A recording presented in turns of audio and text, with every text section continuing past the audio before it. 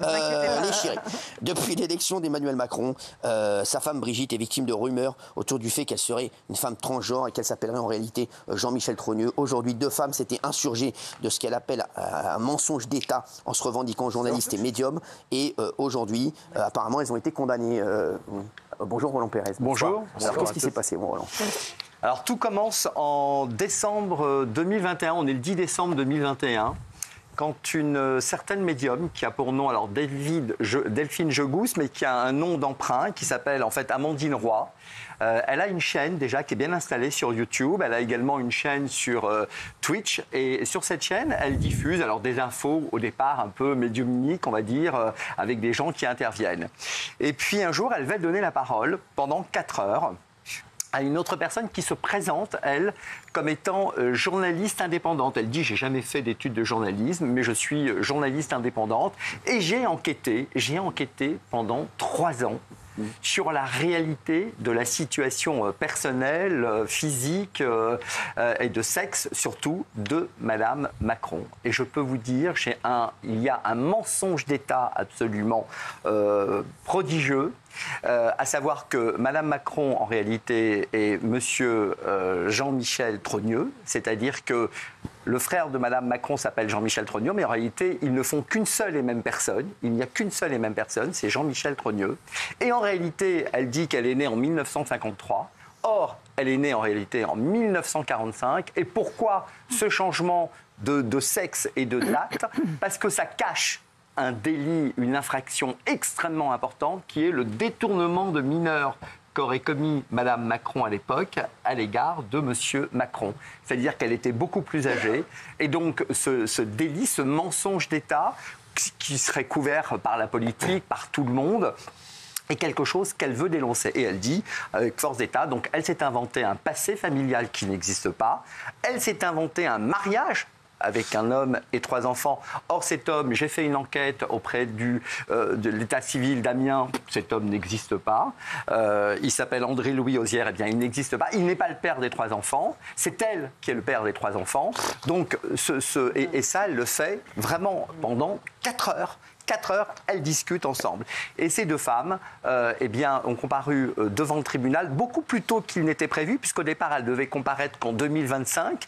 Mais l'avocat de Mme Macron, Jean Enoki, est venu dire au tribunal, c'est pas possible, il faut vraiment qu'on passe beaucoup plus vite parce que ça commence à prendre une ampleur internationale incroyable, c'est viral, et il faut que ce soit jugé très vite. Et là, devant le tribunal, tenez-vous bien, ce qui a été demandé d'abord, parce qu'on a tout fait pour retarder ce procès, comme on peut le faire parfois avec succès, il a été demandé notamment à ce que tous les magistrats soient récusés. Aucun magistrat ne pouvait juger de cette affaire, dans la mesure où le président Macron, c'est lui qui nomme les magistrats sur évidemment conseil du Conseil supérieur de la magistrature, et dans la mesure où il est bien le mari de la victime et le beau-frère de l'autre victime, le frère, eh bien il faut récuser tous les magistrats, et donc cette affaire ne sera jamais jugée.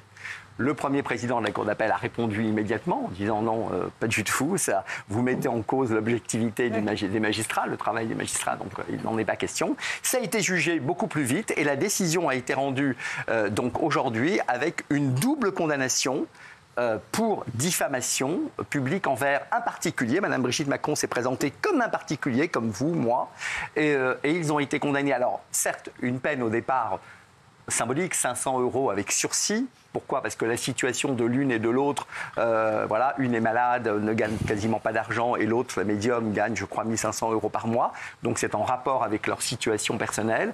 En revanche, les dommages et intérêts sont subséquents, sont importants. 8 000 € de dommages et intérêts pour Madame Brigitte Macron, parce qu'on estime que ce préjudice a été quand même énorme, compte tenu de sa position, compte tenu de sa surface, on va dire, dans le monde, où ça a été repris. Aujourd'hui, tout le monde a été poursuivi. Tous ceux qui ont repris et relayé ces fausses informations ont été évidemment jugés, enfin, vont être jugés aussi.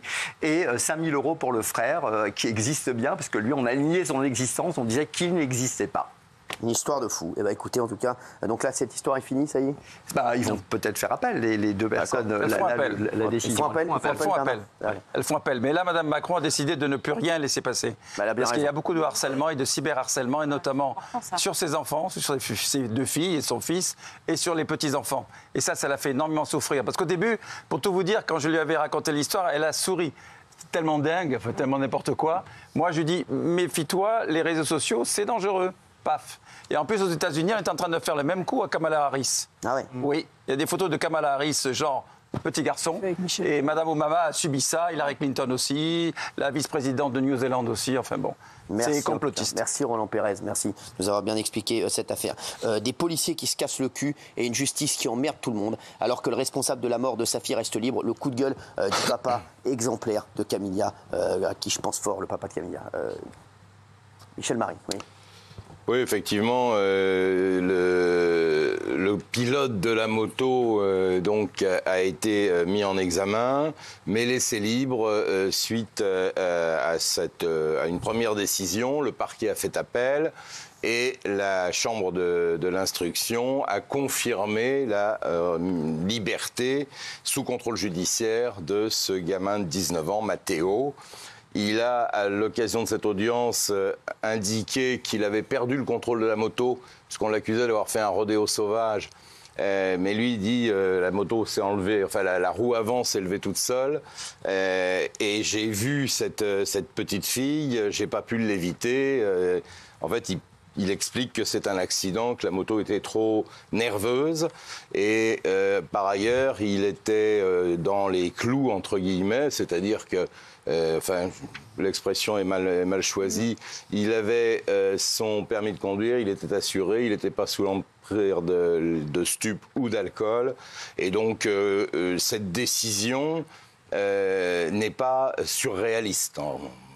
Juridiquement, elle n'est pas surréaliste parce que on l'a déjà dit sur ce plateau. C'est surréaliste, mais c'est surréaliste de savoir que le papa de Camilla sache que l'assassin de sa fille, enfin le meurtrier présumé de sa fille, soit dehors, hein, Gilles Vernet. Oui, le seul critère possible, c'était le risque de réitération qui n'a pas été retenu, parce que l'autre, ça aurait été trouble à l'ordre public, mais c'est un délit, pas un crime, donc ça ne tenait pas. Mais moi, Cyril, sur le plan là, on parle souvent de morale et d'éthique. Exactement. Je trouve ça incompréhensible. Il y a un conducteur de moto qui fait une roue arrière, volontaire ou pas, qui tue une petite fille très jeune, qui brise une famille, une vie, qui bouleverse la France, qui soit en liberté sous contrôle judiciaire, même si c'est légal, me choque considérablement. Alors, ce n'est que moi, mais je ne comprends pas cette décision et je comprends que le père de Camilla soit bouleversé par cette décision. C'est pas que toi, je pense que c'est 95% des Français. Merci. L'avocat du rappeur Kobalade sera avec nous dans un instant, puisque tout le monde parle de cette affaire, ça a encore rebondi aujourd'hui. On aura toutes les infos avec Gilles et Guillaume. Mais juste avant, une femme tuée dans son appartement, que s'est-il passé? Il y a une fusillade dans un appartement dans le Val-de-Marne, c'est quoi l'histoire? Alors l'histoire, pour l'instant, c'est une grande nébuleuse. Ça s'est passé hier à Limeil-Brévannes, dans le quartier Pasteur, au 5e étage d'un immeuble. On est dans une barre d'immeubles HLM. 2 individus se présentent sur le palier donc, du 5e étage, sonnent à la porte. Les occupants de cet appartement, en temps normal, sont 2 garçons, 2 hommes, qui sont colocataires. Et ce jour-là, un des locataires était absent, donc il en restait un, qui était avec les parents de celui qui était absent. Bon. Et donc on sonne à la porte, le colocataire ouvre. Il y a une explication, on a par des témoignages de la voisine du dessous, une altercation, et puis très vite un coup de feu, puis un deuxième coup de feu, tout ça se passe sur le palier. Il semble que le jeune homme qui a moins de 30 ans ait pris une balle au niveau du thorax et la mère de celui qui était absent a pris une balle dans la tête. Les 2 individus ont pris la fuite. Il se trouve que cette femme était en vacances, elle est martiniquaise, elle était venue passer quelques jours de vacances chez son fils. Et du coup, alors on a un témoin auditif également, c'est le mari de cette femme qui était à l'intérieur de l'appartement, mais qui n'est pas en mesure de donner des informations. Du coup, d'une source proche de l'enquête, ils ont plein d'informations, mais pour l'instant, ils n'arrivent pas à dégager un scénario qui tienne la route. J'ai une information moi, qui s'est passée, et il y a eu dans le même quartier, sachez-le, il y a 3 jours, un homme poignardé de 18 coups de couteau. 18, oui. Voilà, il a poignardé sa femme de 18 coups de couteau, 2 rues derrière. Donc, c'est à Limeil-Brévannes aussi. C'est un truc de fou. Voilà, en quelques jours, regardez, 2 drames qui se passent. On va suivre. Pour l'anecdote, la personne que j'ai essayé de joindre, enfin que j'ai eu au téléphone, me dit, je lui dis, je t'appelle pour le crime de Limeil-Brévannes. Il me dit lequel. Ouais, c'est ça. Ouais. Voilà. Ouais, donc c'est incroyable. En quelques jours, en 3 jours.